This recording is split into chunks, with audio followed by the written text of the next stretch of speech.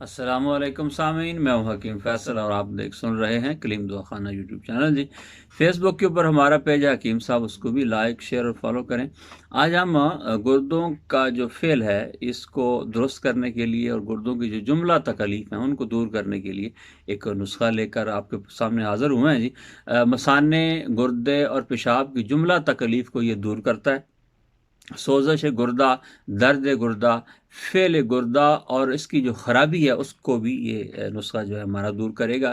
پیشاب کی جلن، پیشاب کا رک رک آنا، مسلسل بول یعنی ایک ایک قطرہ یا دو دو قطرے جو ہیں اس کا پیشاب کے آنا، اور یہ ایک دو قطرے ہیں تو جل کے آتے ہیں جی۔ اور بعض اوقات ایسے ہوتا ہے کہ آپ واش روم جاتے ہوئے راستے میں پیشاب نکل جاتا ہے، کنٹرول نہیں کر سکتے، یا دیر تک بیٹھے رہتے ہیں اور آخر میں بھی پیشاب کی حاجت باقی رہتی ہے اور مریض تھک کر اٹھ جاتا ہے۔ اور اس کے علاوہ جو ہے گردے اور مثانے کے اندر جو پتھری بننے کا عمل ہے اس سے بھی یہ روک دیتا ہے۔ اور گردے کی وجہ سے کمر کے اندر جو درد رہتا ہے یا پیشاب کی نالی کے اندر جو درد رہتا ہے اس کے لیے بھی یہ بہت مفید ہے۔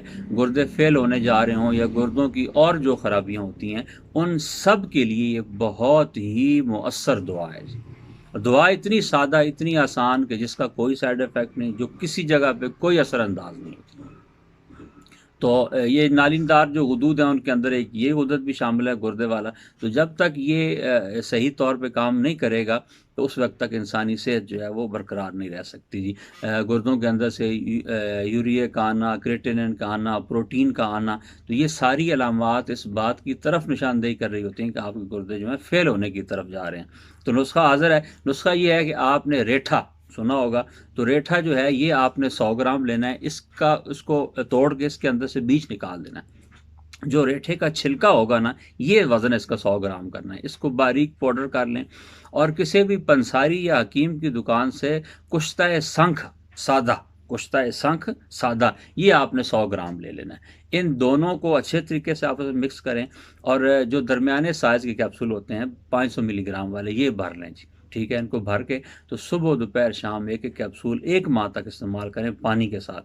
اور پانی کے علاوہ جو ہے آپ نے کوشش یہ کریں کہ اگر پانی جو ہے وہ فلٹر شدہ یا ابلا ہوا پئیں، اور اگر اور افورڈ کر سکتے ہیں تو بازار سے ارک مکاؤ اور ارک کاسنی، یہ 2 ارک ہوتے ہیں، یہ حکیم کی دکان سے مل جاتے ہیں۔